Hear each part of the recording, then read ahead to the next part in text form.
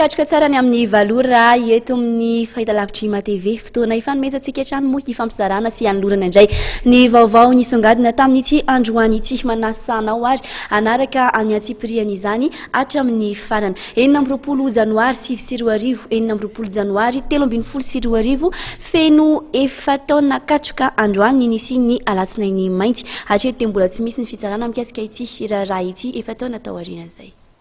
Mbola mijanona ho mystera hatreto ny raharaha alatsinainy mainty na dia nisy aza ny fanambarana sy ny ampamoaka ny voaka toy ny nataon'ny lieutenant colonel Charles Andrinansoavina.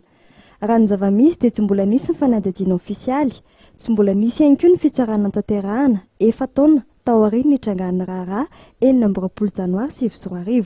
Araka ny nambarany Norbert Lala Ratsirahonana, mpanolontsaina manokana filao tetezamita no sady mpahalalana, tsy hita hoe iza no enjehana ao anatin'ny raharaha iny no olana mipetraka ary tsy nisy ny fitsarany raharaha iny hatreto.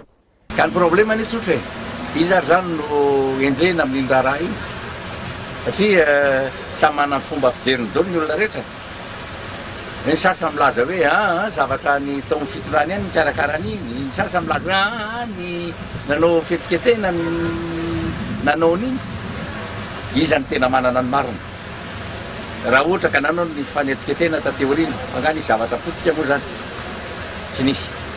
Zay le problema. Ary tamin'iny angamba samy tadiditsika fa hoe matoa ny nisy an'ilay zavatra iny satria tsy navay ndraiky ny fitondrana. Miaro ny fananana, miaro ny olona, zay ny marina. Ratsaivina ny alatsinainy 20 janoary 2024 no nisy ny fandrombana sy fandorana toerana maro teto an-drenivohitra sy tany amin'ny faritany.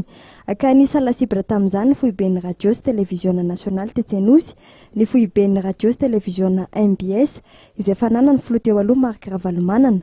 Anisan'ny voaroba ary may ihany koa ny tranombarotra Magro sy ny orinasa Tico teto an-drenivohitra sy tany amin'ny faritany. Ankoatra ny fananany fianakaviana Ravalomanana, tranombarotra maro teto an-drenivohitra toy ny tetsy amin'ny Zoma Korondrano, nisy Tiky Behoririka ihany koa no voaroba ny alatsinainy 20 janoary 2024.